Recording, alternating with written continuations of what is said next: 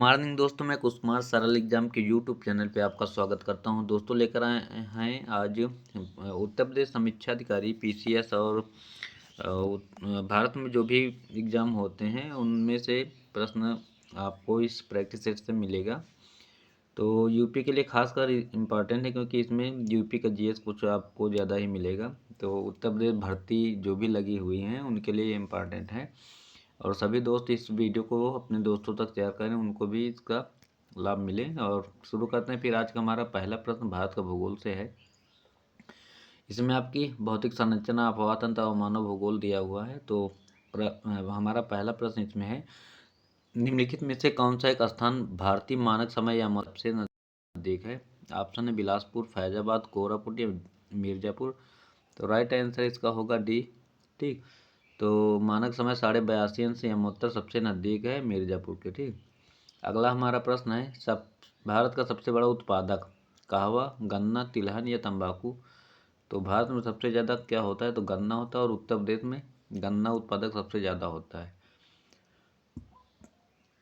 तो इसमें एफएओ की रिपोर्ट 2021 के आंकड़े के अनुसार गन्ना उत्पादन में प्रमुख देश क्रमशः ब्राज़ील, भारत और चीन है। और भारत दलहन, जूट, मसाले एवं दूध उत्पादन में प्रथम स्थान है, जबकि गेहूं, चावल, मूंगफली, गन्ना, आलू और ये दूसरा सबसे बड़ा उत्पादक देश है। अगला हमारा प्रश्न, निम्नलिखित में कथनों पर विचार कीजिए तथा नीचे दी हुई कूट का सही मिलान करें। भारत में कर्नाटक कच्चे रेशम का सबसे बड़ा उत्पादक है। भारत में आंध्र प्रदेश शहतूत रेशम का सबसे बड़ा है। और भारत में झारखंड टसर रेशम का सबसे बड़ा उत्पादक है। और भारत में मेघालय इरी रेशम का सबसे बड़ा उत्पादक है। तो राइट आंसर इसका सी होगा। 1 और 3 इसमें सही है। ठीक। तो कुल रेशम उत्पादन करने वाले शीर्ष राज्य हैं कर्नाटक, आंध्र प्रदेश, असम और तमिलनाडु। भारत में उत्पादित रेशम का लगभग 70% से अधिक शहतूत रेशम है। और शहतूत रेशम का शीर्ष राज्य कौन सा है? तो कर्नाटक है, 47.25। टसर रेशम का उत्पादक जो है झारखंड में होता है, 81.22। और ईरी रेशम का उत्पादक राज्य असम और बोडोलैंड है, 75.23। जबकि मूंगा रेशम का शीर्ष उत्पादक है आपका असम और बोडोलैंड, 82.85।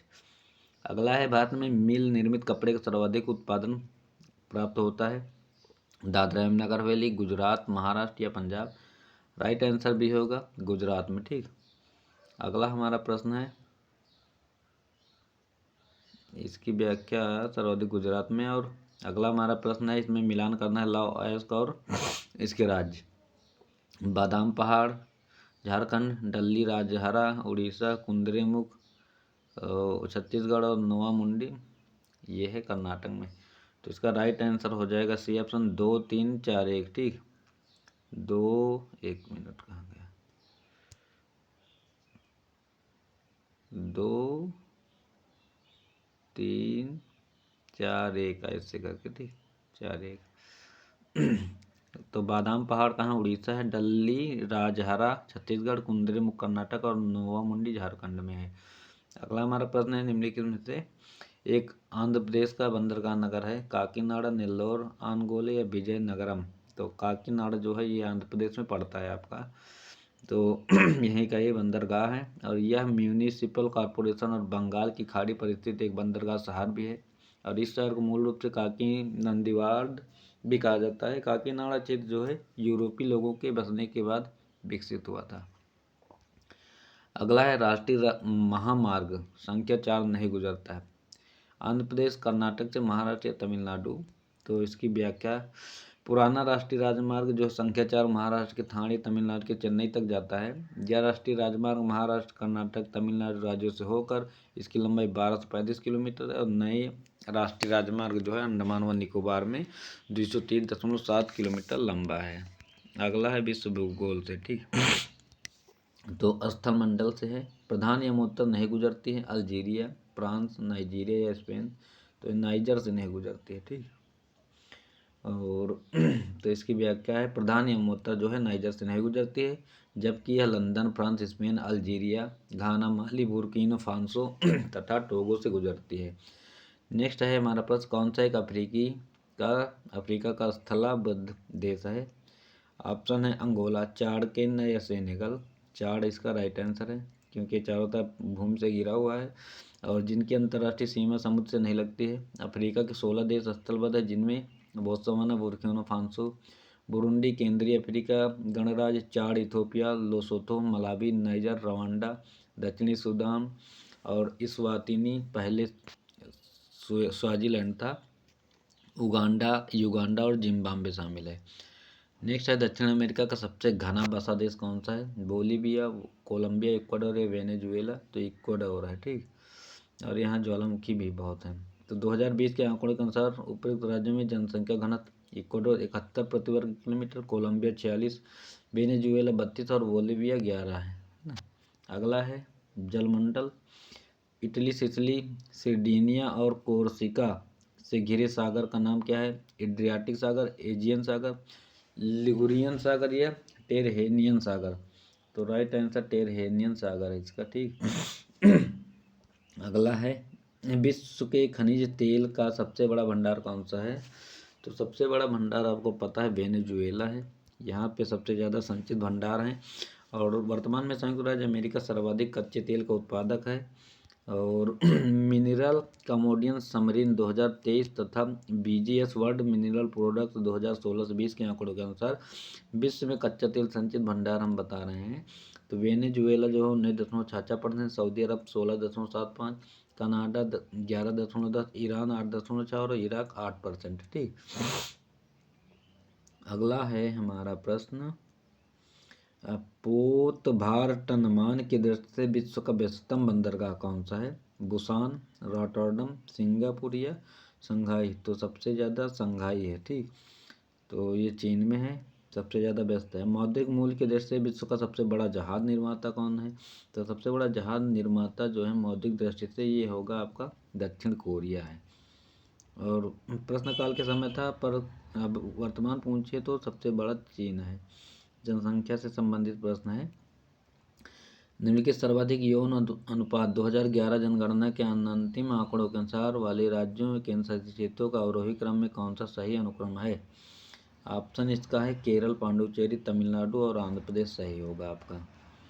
तो यहाँ केरल की बताएं तो 1084, पुडुचेरी 1037, तमिलनाडु 996 और आंध्रा 993 है। 2011 जनगणना के अंतिम आंकड़ों के अनुसार 7 वर्ष एवं उससे अधिक आयु के पुरुष महिलाओं से किन राज्यों में संख्या में अधिक है? बिहार, महाराष्ट्र, उत्तर प्रदेश या पश्चिम बंगाल? तो इसका राइट आंसर हो जाएगा आपका डी ऑप्शन, पश्चिम बंगाल में, ठीक। तो इनके हम आंकड़े बता दें आपको। तो पुरुष जो है 5.42 करोड़, महिला 4.9 करोड़ बिहार में है। महाराष्ट्र में 5.82 करोड़ और महिला 5.41 करोड़ है। उत्तर प्रदेश में 10.44 करोड़ और महिला 9.53 और बंगाल में 4.66 करोड़, महिला 4.44 करोड़, ठीक। अगला हमारा प्रश्न है, निम्नलिखित वक्तव्य पर विचार करना है। तो उत्तर प्रदेश में साक्षरता दर स्थिर तरीके से बढ़ती रही है।